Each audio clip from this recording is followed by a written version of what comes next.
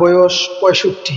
মাথায় ব্যথা করে, পিঠে ব্যথা করে, হাঁটুতে ব্যথা করে, বিভিন্ন জায়গায় ব্যথা। অনেক ডাক্তার দেখিয়েছি, অনেক হুজুরের কাছে গিয়েছি এবং বিভিন্ন দোয়া, বিভিন্ন আমল করেছি, পানি পড়া নিয়েছি, কিন্তু ব্যথা থেকেই যায়।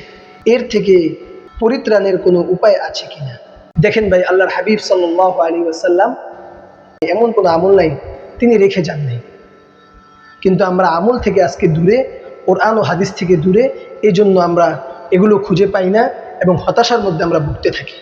ইবনে মাজার 3522 নম্বর হাদিস, আন উসমান ইবনে আবিল আস আস-সাকফিয়া রাদিয়াল্লাহু তাআলা আনহু قال قدمت على النبي صلى الله عليه وسلم, আমি রাসূল সাল্লাল্লাহু আলাইহি ওয়াসাল্লামের নিকট গেলাম। ওয়াবি ওয়াজউন قد كان يبطلني, এমন সময় আমার এমন প্রচন্ড ব্যথা দেখা দিল, قد كان يبطلني, আমি একবার অকেজো হয়ে পড়লাম। فقال لي النبي صلى الله عليه وسلم, আমি রাসূল সাল্লাল্লাহু আলাইহি ওয়াসাল্লামকে আমার এই অবস্থা জানালাম। রাসূল বললেন, ইজআল ইয়াদাকাল ইউমনা আলাইহি, তোমার ওই ব্যথার উপর তোমার ডান হাত রাখো।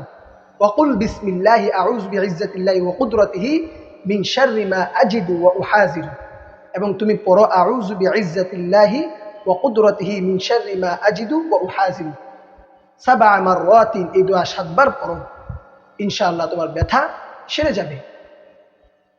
ফাকুলতু যালিকা, সুতরাং আমি এমনই পড়লাম। উসমান ইবনে আবিল আস সাকফি রাদিয়াল্লাহু তাআলা আনহু বলেন, ফাকুলতু যালিকা, আমি এমনটি করলাম। ফাশাফানি আল্লাহু, আল্লাহ তাআলা আমাকে আরোগ্য দান করলেন এবং আমি সুস্থতা অনুভব করলাম, ব্যথা আমার চলে গেল। এই জন্য কোরআন হাদিসের মধ্যে নেই এমন কিছু নেই। এই হাদিস যদি আমরা পড়ি, ইনশাআল্লাহুল আজিজ আমাদের যত কঠিন আর জটিল ব্যথা হোক ইনশাআল্লাহ সেরে যাবে।